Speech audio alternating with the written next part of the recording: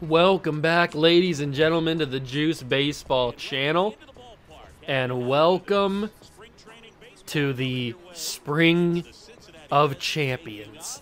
That is right, the Cincinnati Reds, your Cincinnati Reds, are world champions of baseball again since the first time since 1990. That is right, and we get to see one of our new additions that we brought into the offseason, Julio Rodriguez, as he smacks a baseball off the hand of Tristan McKenzie into right center field for a big double in his first ever at-bat wearing red colors. Now we have Jonathan India, who had a fantastic season last year, and he seems to be wanting to build upon that as he drives in Julio, and the Reds lead 1-0 in the first two batters of the game. I'd say that's pretty darn impressive. Alex Kirilloff to the plate, and he will hit a ball into right field, but India will choose to stay at third. I'm very excited about this team. We got better in the offseason. Obviously, you know, we signed the big man, Vladdy Jr., but he's not the one we care about. We care about Tristan Casas, who we decided to stick around with as the DH, and he seems to deliver right there with a huge, absolutely monumental double that brings in 2 RBIs. And now we move, and another RBI will come in. Casas will trade places, and he will go home. That is how the boys do it. That's how the cookie crumbles. Elly De La Cruz comes to the plate, and he will drive a run in. The Reds are cooking the Cleveland Guardians right now. 5 runs in the first inning? You gotta be kidding me right now. But they are not the ones who we care about. We care about Shohei Ohtani, one of our favorite pitchers, the ace of our organization, you could say.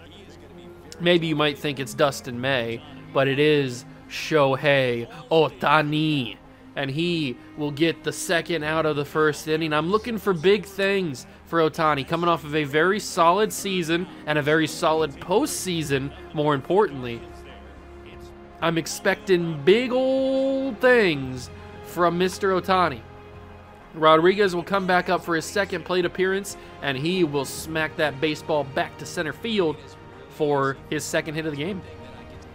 I really like this offense, and this right here is the big reason why we spent so much money on Vladdy Jr. He delivers in his second ever at-bat in a Cincinnati Red uniform, a 2-run home run to right field. Oh, boys, if you thought our offense was good last year, just wait until these big boys get their hands on a baseball bat in the regular season for the Cincinnati Redlegs, because we could be taking over 7-0 against the Guardians in the opening of spring. But, unfortunately, George Valera will get a double to lead off the second inning, unfortunately for us and unfortunately for Ohtani. Hopefully we can battle through that. Elly De La Cruz gets one rocketed right back to him. That's why they call that the hot corner, if you were not aware. That right there, ladies and gentlemen, is in fact the hot corner. And Ohtani strikes out another one, and we go 2 outs. Austin Hayes, and he will get caught looking absolutely stunned by the amazingness that is Ohtani. And Ronnie Mauricio, we kind of were denied Ronnie Mauricio towards the end of the season. He picked up an injury in which he was out for basically the rest of the season, but we look to have him back as the starting shortstop. We move India back over to second base, his natural position, although he did win a Gold Glove, I think, right? Or did he win a Silver Slugger? He won one of those 2 positions at second base, even though for most of the season he played shortstop.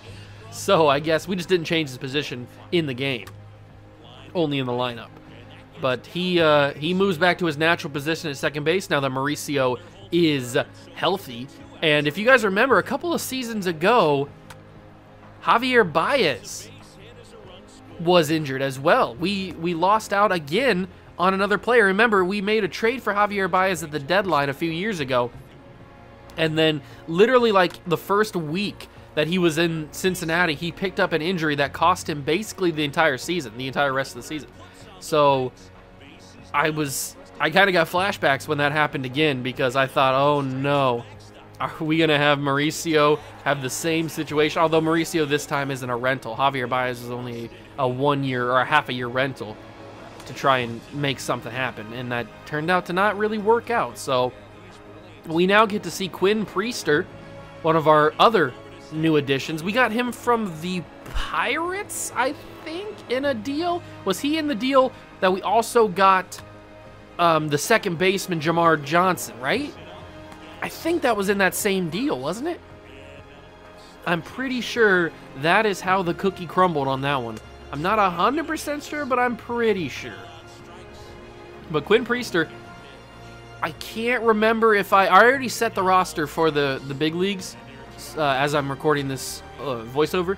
So I don't remember officially if Priester made the team. He certainly gave me a good debate on whether or not to put him on the big league roster or not, because he played really well in this game, and he played really well in the spring overall. But we do pick up the win against the Guardians. We had that explosive first inning where we scored like 5 runs, and we just couldn't be stopped. Now we get to see Logan Gilbert, another new addition. You're going to be hearing me say that a lot, because we have a lot of new additions to this World Champion squad that I think makes us even better than what we already are.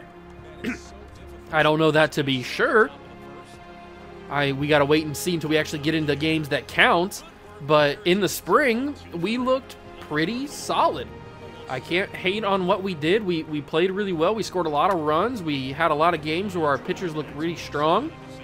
And I'm excited. I mean, we've got Ohtani. We've got Priester. We've got Gilbert. We've got Dustin May.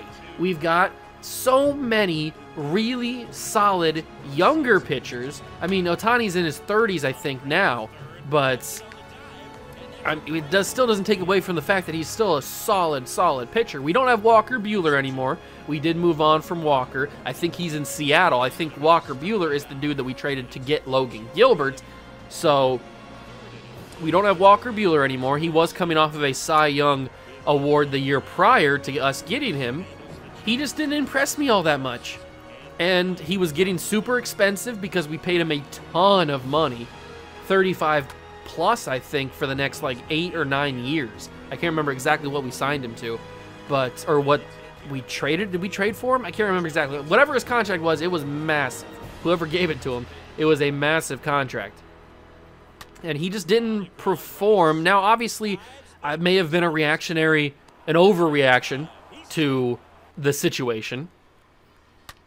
Maybe if I would have given him another year, he would have performed a lot better and performed more towards his Cy Young abilities that he had the last year he was on the Dodgers. But we did the exact same thing with Dustin May the next season. So we get Walker Buehler. He goes out and has a decent season. Not great, but not impressive by any means. Then at that same deadline, we go out and get former Cy Young winner Dustin May, who ends up winning the Cy Young that same season for us. Now, granted, he did most of that work while he was in LA, but he did have to continue it on because we got him at the deadline, so we had to continue on for the next 2.5 months, or 2 months and a week, I guess, to continue that hot streak to be able to keep that Cy Young. So technically he won it for both the Dodgers and the Reds. So Dustin May stays around. I was really debating, as I talked about in that offseason episode, I was really debating whether or not to actually trade Dustin May, because he's making some good money, and I didn't know if he was going to be worth it in the end. Obviously, you guys know the debate that I had in that offseason episode about who we were going to trade Walker Buehler for. Were we going to try and get Alek Manoah? Were we going to try and get the dude from the White Sox? I forget his freaking name at this point. It's been a while since I recorded that offseason episode. I don't remember exactly what the name of the dude was. Who was it? I can't remember. But there was a couple different high-quality starting pitchers that I was thinking about as we watched Taj Bradley here. There was a couple starting pitchers of that quality, the highest quality you can have, like the highest overalls. And I was debating that, and we ended up with Logan Gilbert, who was like a 93, I think is what he is. but he's a lot younger than Walker Buehler, and he's hopefully going to be a lot better than Walker Buehler in the end. That is at least the goal. Is it going to happen? I have no idea. But we get to see Vladimir Guerrero Jr., 2 home runs, 9 RBIs in the spring. I'm very excited about this man. Remember, he was never the plan. Vladimir Guerrero Jr. was never the... I was never going into that offseason video last episode thinking, oh, I'm going to sign Vladimir Guerrero Jr. He was there. We had the money. I said, you know what? Why not?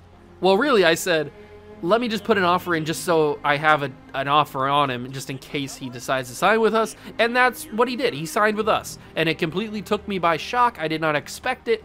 You guys can go back and watch that video if you want to see my live reaction to us actually signing Vladimir Guerrero Jr. It was pretty crazy. But he's now here because if you remember in that offseason episode, I'm referencing this offseason video a lot. You should probably go back and watch it if you have not already, because it's very valuable information to know going into the spring who we have on this team and who you want to see do better. So go back and watch that offseason video last episode. It's in the playlist link down below in the description if you don't want to look around for it.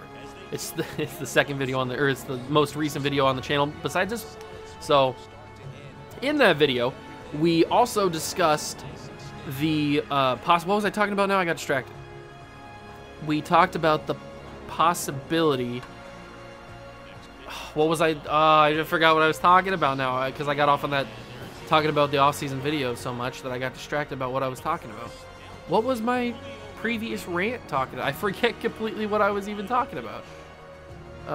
It doesn't matter. We can see Julio Rodriguez though, as he tries to drive in himself into first base there. It's going to get caught in right field, unfortunately. I am very, very curious to see... Oh! I remember what I was going to talk about now. It just popped back in my head. So, I was talking about Vladdy Jr. and how he's going to be our new first baseman. The reason he's going to be our new first baseman, or the reason why we have an opening at first base, is because the great Joey Votto finally retired after what seemed like forever. I thought he was never going to retire because a couple of years ago, we gave him a 3-year extension. I think after the first season, we gave him a 3-year extension, or maybe a 2-year extension. No, we gave him a 3-year extension for $7 million over, I guess it was $21 million over 3 years, so $7 million per year. And that contract came back to bite me. Because not only did Joey Votto super regress as he was getting older every single year, at one point he wasn't even on the big league roster. He got moved down to my chagrin because I tried to keep him in the big leagues as most as I could, like as most often as I could. Every time I looked, I tried to keep him up there, but the game just kept moving him down because he was so bad. He was so low overall. So I am happy. I'm sad that he retired because I love Joey Votto, one of my favorite Reds of all time. But I am happy in the game, in terms of the game, because he retired. It freed up that $7 million that we were going to pay him next season, which I really didn't want to do. And it allowed us to sign, or to have Cam Collier play. I mean, Cam Collier was playing first base all year, and he didn't do bad. He won Rookie of the Year, so obviously he didn't do bad. So Cam Collier was definitely an option for us at third base, or at first base. And I considered it, but then when I saw Vladimir Guerrero Jr. there, I was like, you know what, we can't. We cannot pass up on the opportunity to have Vladimir Guerrero Jr.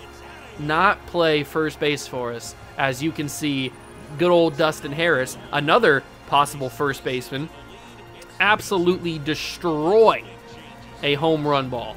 That was crazy, and we're going to see a little bit later on a little bit more of a focus on Dustin Harris. He doesn't really, spoiler, he doesn't really have that great of a game. But Dustin Harris is also a lot of people are very, very high on him, and by a lot of people, I mean me. I'm very, very high on him. We have so many young, talented pieces to this team. We have Elly De La Cruz, former Rookie of the Year. We have Cam Collier, former Rookie of the Year, defending Rookie of the Year. We have Jay Allen, as you see him right here, hit a ball into right field. We have Carter Jensen. We have Dustin Harris. We have Spencer Steer. We have pitchers like Taj Bradley. We have guys like Robbie Martins, who you will see a little bit later on. Drew Jones. We have so much young talent on this team that just needs time to gel and time to develop. They need time on the big league roster. So that's why we kept around Walker Buehler, or not Walker Buehler, that's why we kept around all those guys like Drew Jones and Cam Collier and them. And as you see, another one, Vladimir Herrera, another first baseman. We got a lot of guys that can play first base. A lot of guys. And you know that we have Tyler Stevenson still behind the plate at catcher, but he's not the starter anymore. It will be Carter Jensen on opening day. Carter Jensen will be the starting catcher for the Cincinnati Reds, catching for Shohei Ohtani on opening day. I think Ohtani's going to be the ace, the opening day ace. I think he's going to get the nod. But you also saw Leonardo Jimenez have a nice hit there, and he will probably score this run. I think he does. And he will be just barely safe. That was closer than I thought. Or was that Vladimir Herrera? I don't remember. It was somebody. Somebody scored a run there because Drew Jones knocked him in. Good job. Oh, and by the way, we're going up against Walker Buehler. I didn't even realize that until I just looked at the name. But this lineup that we have in the game currently against the Mariners is a bunch of our young guys. I took out all the starters. You won't see any Vladimir Guerreros. You won't see any whoever else we have on this team. You won't see any of our starters. You will only see the young guys. You will see all of our young additions that we have on this team, like Jimenez, like Jay Allen, like Spencer Steer, all those guys, Dustin Harris. And these clips are Zach Britton. I felt like he doesn't really fit into the young conversation, but I felt like it was a good idea to show you some clips of Zach Britton because he was our last signing of the free agent period in the offseason. I kind of signed him on a whim because I was like, you know what? Zach Britton's here. He's still very good, and he's a veteran arm that we can have in the bullpen and we can trust. So that's why, that was the main reason why I signed Zach Britton to the squad. And I think he performed pretty well in the spring. We didn't give him a whole lot to do, and that was by design. I didn't want him to have a whole lot to do. I didn't feel like it was necessary for him to have, I didn't want to put the entire weight of the bullpen on his shoulders. He's not in that scenario anymore in his career. But we are trying to battle here against the Mariners bottom 9, trying to score some more runs to tie this game back up. Can we do it? You got to put your rally caps back on. Vladimir Herrera gets a single, and now we have Dustin Harris, the man who hit the home run earlier. Could not do it. Grounds into a double play, and game over. But that is not the last we will see of Dustin Harris because he is right up here in a focus game for him specifically against the LA Dodgers, a team we have a lot of history with, not only on the field, but in the trade talks and negotiations with their players, mainly their starting pitchers. I can't help it that they have a lot of good starting pitchers that I want. And like I said previously when we were talking about that Dustin Harris home run, Dustin Harris does not have that great of a game in this one, but I do have high hopes for him. He's a really good talent, and he's a good young guy to have as a backup on the bench playing first base. I'm really excited about this team, and our final clips of today will be featuring Robbie Martins, or Mertens. Is his name Martins? Or I think it's Martins. Another one of our top 50 prospects at starting pitcher who I have a lot of confidence in. I really, really do have a lot of confidence in Martins. I don't know if he's ever going to be the guy, but if worse comes to worse, having him as a 4-5 in the rotation or even as a long relief guy, that's not a bad situation. You could have a lot worse, and teams do around the league have a lot worse than good old Robbie Martins. So for us to be in the situation that we are currently in, where we have so many good starters, and then to have Martins also on the team. Now the question is he going to be on the big league club when opening day comes around next episode? It's tough to say. I think he's got a good shot to be. I don't really know. I really went back and forth when I was debating my 40-man roster, when I was trying to choose who I want on the team, who I don't want on the team. I didn't really know if Martins was the best option. I think I ended up putting him on the team in the bullpen, although I can't honestly remember now if he's on the big league club or not. I know I took a lot of time. I took like 10, 15 minutes debating whether or not I was going to put him on the 40-man or not. And I think he is on the 40-man. I just don't know if he's on the opening day roster. A lot of guys that you would expect made the 40-man roster, made the big league opening day roster. All the starters, obviously, you wouldn't expect anything different, but There are some guys on the bench like Matt McClain, Jay Allen, all those kind of guys that we kind of got a little bit of a glimpse of. Obviously, Cam Collier is on the opening day roster because he's the defending Rookie of the Year. And I really want to find a spot for him. I really do. I know he's got a couple other positions he can play. I think he can play in the outfield. But with the addition of Julio Rodriguez in left field, we don't really need. Our outfield is pretty much filled. We have Julio in left, Alek Thomas in center, and Alex Kirilloff in right. Plus, Costas is the DH. And the DH is probably the only position I could see Collier taking over. Even though I don't really want him to, because we have Ohtani and we have Costas as possible DH options. So I don't really want Cam Collier there. And we have Ellie De La Cruz at third. We have Ohtani, or we have India at second. Mauricio's playing third. Vladdy's obviously playing first. So, I mean, the infield's figured out too. Like, the whole team is figured out at this point.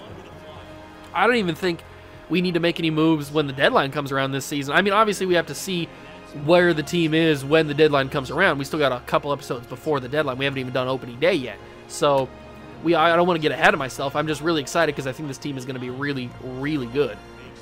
But I want to know where we are at the deadline because I don't even think we're going to need to make any moves. Now, like I said, obviously we don't know how the team is going to perform. We don't know if anybody's going to get injured. The only moves I would possibly consider making would be in the bullpen. But that's just like right now. The bullpen I feel like is our weakest link. I feel like our starters are fantastic. I feel like our lineup is fantastic. I only think the bullpen could use maybe one or two elite arms. Now, I'm not saying that we don't have any elite arms already. We have like Lucas Sims and Emmanuel Clase in the bullpen already, and Luis Patino as well. So, I mean, we have some good arms in the bullpen. We have a lot of good bodies in the bullpen. It's just, how is that bullpen going to play in October? I don't know. So we'll have to wait and see. I think that we have an opportunity to maybe break the wins record this year, which is 118 wins by the Mariners in 2001. Was it 118? I think it was 118 wins by that Mariners club in 2001. So I think we have a good shot at doing that. I'm very excited for this season. This is our 6th season, our 5th season? It's our 5th or 6th season in the Reds rebuild. We've already won a World Series. Now we're looking to go 2 for 2, and obviously that's very hard to do in MLB, is go back-to-back. But I think I've put together the squad to do it. If you guys enjoy this video and you enjoy the Reds rebuild, leave it a like, subscribe to the channel, join the Juice Club. I'm having a ton of fun. I hope you guys are too. I'm very excited about this team. I'm very excited about these young players that we have. I think this team is going to be very, very good. I want to know what you guys think too, if you want to leave a comment down below in the description. But that is going to do it for me. Hope you guys enjoyed it. If you did, like always, leave a like, subscribe to the channel, join the Juice Club as the Cincinnati Reds hold on. Emmanuel Clase defeats the Rockies 3-2. Martins gets the W, his bald head. And that is going to be it for this video. Hope you guys enjoyed it. Leave a like. I'll catch you guys in the next one. Peace.